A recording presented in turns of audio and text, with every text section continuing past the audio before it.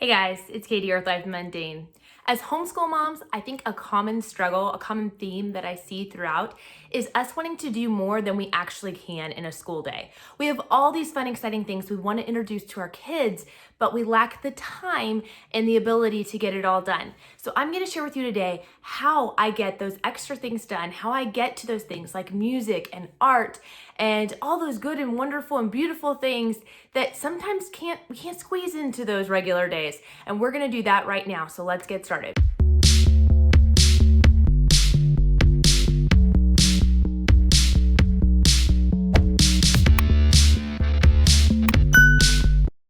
All right, so I'm going to be sharing with you guys about our Fun Friday. This is a day that we set aside all the textbooks, all the typical learning, and we just focus on discovery and exploration. And I'm going to show you guys what that day looks like and a few of my favorite resources to use with that in hopes that you guys can find something that you can implement in your home that you might like as well. If you're not familiar with the term Fun Friday, I want to kind of just define that for you for just a quick second. It's the idea that you do typical book work 4 days a week and then Friday is dedicated to all of those extras. However, there are lots of versions of this Fun Friday concept. Some people sprinkle it all throughout the week. Some people don't even do it on Fridays, right? They have a separate day that's designated for that learning and discovery. So I've actually partnered up with a bunch of other YouTube moms. This is a collaboration hosted by At Home with Jill. I will post links to her channel down below, as well as a link to the playlist. I would encourage you guys to watch it because this concept looks different for everybody. You're going to want to see a lot of different ways that people do it so that you can incorporate what works best for you. So if you are ready to jump on the bandwagon and ready to start discovering, exploring, and squeezing in all those extras, spicing up your homeschooling and inserting more fun, one of the things I would recommend doing is to sit down and just list out what are those things you always wish you could get to but never do. Maybe it's poetry, again, music, art, extra unit studies that you wish you could get to. Have you wished you could do something on the upcoming election, things like that, and you're just not sure how to squeeze it in? Or this is the perfect solution for that problem. We start each Friday morning the same way that we start a typical school day by waking up, doing our chores, breakfast, things like that, and we get started around 9 a.m. But instead of doing our standard Bible curriculum, we open up with Bible by working on a character study. If you guys saw my video on what we're using for Bible, you already know a little bit about this, and I'm not going to do a real in-depth explanation. If you guys want to see more, you can check out that video down below. But we have these amazing books from New Growth Press. Things like God Made Me and You, God Made Boys and Girls, what to do when you're anxious, what to do when you're angry. And these books are beautifully done, all from a Christian basis, giving context to things like God's view on racial diversity. And so we are going to be going through one book a month. And I've actually created a study guide that you guys can see a brief peek into here. And if you guys would like access to that, it's totally free. All you have to do is go to my website, lifethemundane.com, sign up for my email list, and you will receive these each and every month. We will read through this book and we will dig into whatever the issue is. We're going to start out nice and difficult and start straight into racial diversity. It's been in the news a lot. My kids have been asking a lot of questions, so we're going to just dive right in. And this study guide has activities like games, songs, extra Bible memory verses, hands-on activities, and other books to read. So each week we will read through this book and then pick one or two activities from that guide to go through to work on this and to open up that conversation and continue important conversations with our kids. So I'm excited to dive into that. And again, if you want to join us, all you have to do is purchase your copy of these books or snag them from your library and then sign up for that free guide, and you guys can join us for one or all of the books. The second thing we'll do each and every Friday is jumping into our geography. Now, we keep things really simple with geography. We use a program called Simply Stated, which unfortunately is out of print. However, I know the author, and I will drop her email address down below, and she does have extra copies if you guys are interested. But essentially, all it is going through the different states, and she has a book list of books to get from the library. And so we picked 16 different states to cover this year. We'll take about 2 weeks on each state. And we will get books from the library on that topic. Then my kids have a book that I have created myself from a reproducible coloring book from Dover Press, and I will drop that link down below as well, that has these great coloring pages that has facts about all things having to do with that state.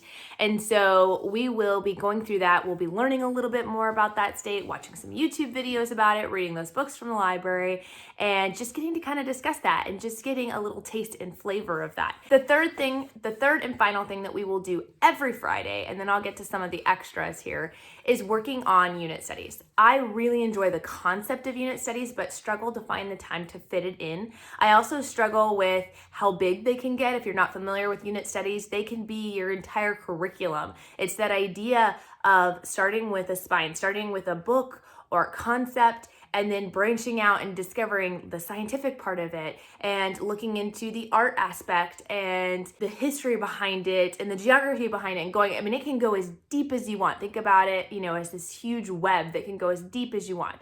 But it can also be a really fun way to just dive into topical studies, okay? And this is more how I like to use it, in an easy to use way. And so we are going to be doing a different unit study each month, for the most part, with the exception of the first one. The first one, we are going to be working on election stuff. I mean, it would be kind of a shame not to tackle this issue when it's happening this year, when the presidential election's happening this year. So we are primarily going to be using the What is a Presidential Election? This is done by the Who Is series, and is really well done. It's got activities in the book. It's got lots of explanation on how our government works, as well as how the election works.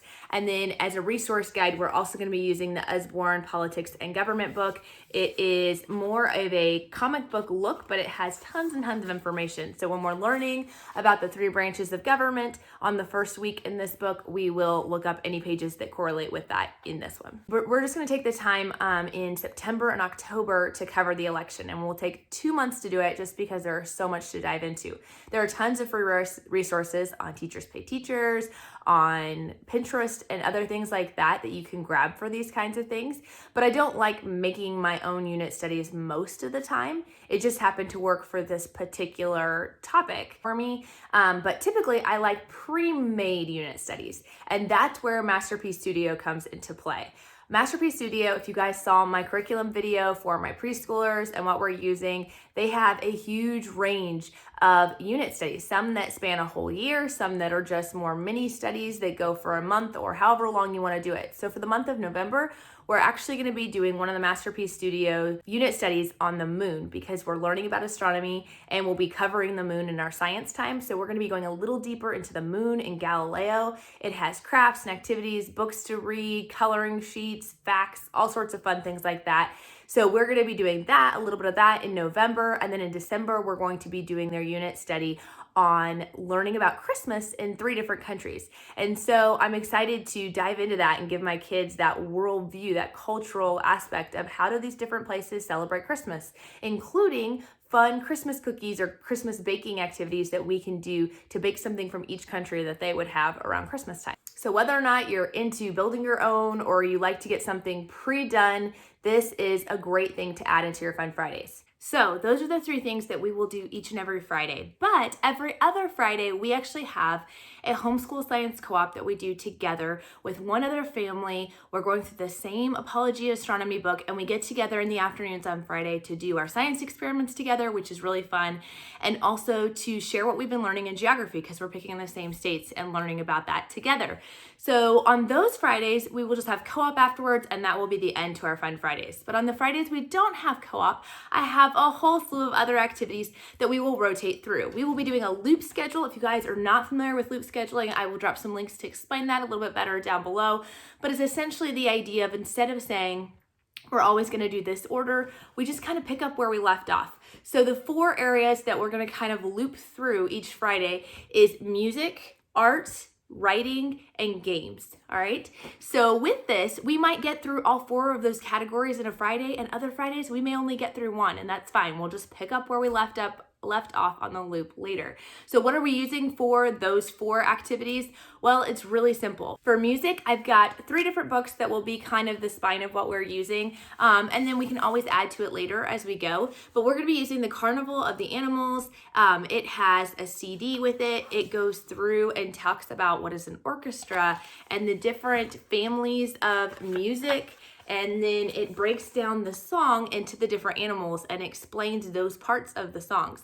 Now, I could go into a great explanation of how exactly we're going to use this, but what would be much better to do is for you to go check out Megan's channel at Penny and Salt. She has lots of background in music and loves talking about teaching music to your kids. And she did an entire video about how you can use this one book, as a music curriculum for a good chunk of the year, if not the whole year. She gives hands-on ways to make it exciting. I have no music background. I have no basis in music, but she made me feel like I could maybe start to introduce music to my kids through this medium. So I would definitely recommend checking out her channel. I will link it down below.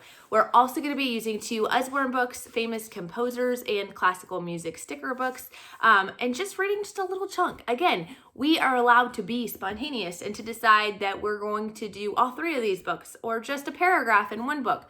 We can decide how much we want to put into it that day, but I have the resources ready and available, so I'm not searching and scrounging around trying to figure out what we're going to do for music that week. The next topic is art, and so obviously we can do some art projects. We love Art Hub for Kids on YouTube, drawing videos and stuff like that. There are so many fun activities that you can do from YouTube where you can look up how to paint a certain thing. Dollar Tree has canvases and paintbrushes and things like that now, so we probably are going to do a painting activity or 2. Also, sometimes this will blend into the other things we do. So those Masterpiece Studio unit studies I mentioned, they all include an element of art.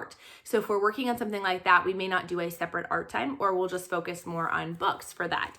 We have these Come Look With Me books that they really help you as the parent introduce art to your kids. So they will show them a piece of artwork, and then they have questions that you can ask to get your kids used to art. So this, I don't know if you can see it, but there's a little boy here sitting and the town is way over there. So one of the questions it asks is, do you think if you were that boy and you walked from all the way up there to where that boy is sitting, do you think you would be tired?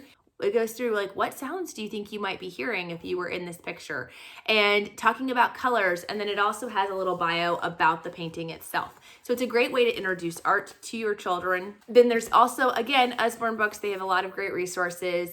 The art book about color and talking about all things color, and the question and answer art book talking about how can you make a square look 3D and talking through those concepts. So you could spend a lot of time in these books. The third area is writing.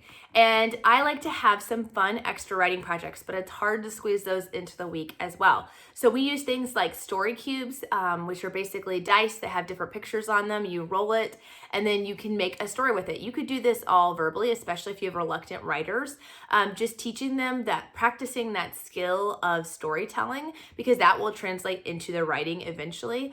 Or you could have them actually write it with those. There's a million different ways you can use story cubes, so definitely check those out, and I'll drop a link below.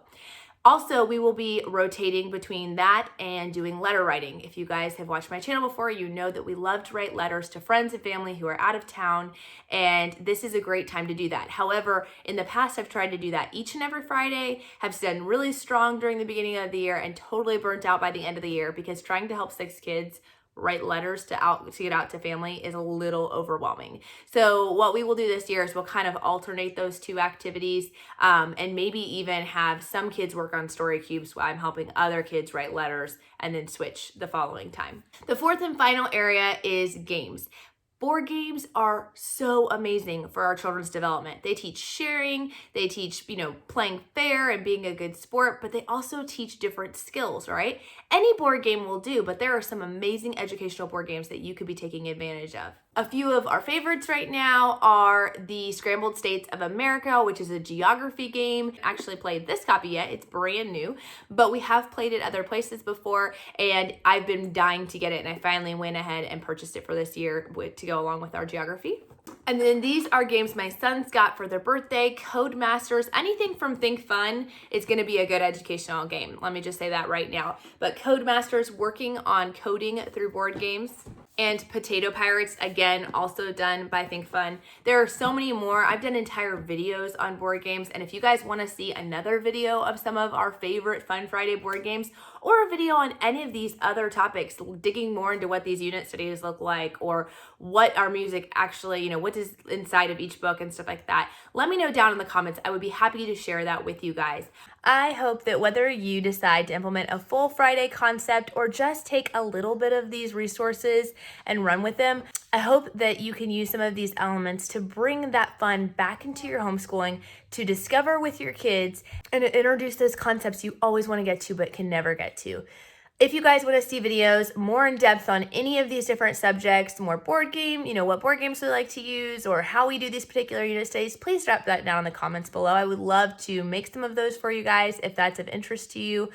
I would love for you guys also to check out my channel. We have a lot of fun videos coming up, videos on how can you practically homeschool and work from home, how can you work with your preschoolers on fine motor skills, and some more curriculum reviews and updates on Grammar Galaxy, as well as a little bit more on Happy Tutor Reading and what that looks like at the pre-writing level. So be sure to subscribe so you don't miss out on any of that, and we'll talk to you later. Bye.